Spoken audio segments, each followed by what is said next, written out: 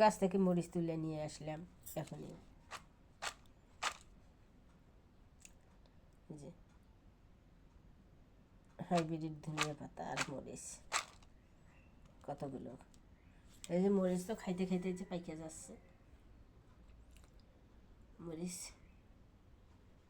পাইকে যাচ্ছে, আর এগুলো তুলে নিয়ে আসলাম।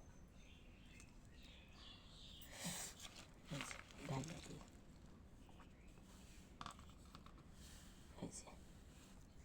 যা দেখেছি মরিচ পাখাইতে খাওয়া যাচ্ছে, খালি কেবল একটু লাল হয়েছে,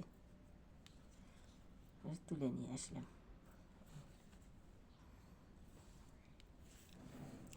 গাছে আছে আরও মরিচ আছে।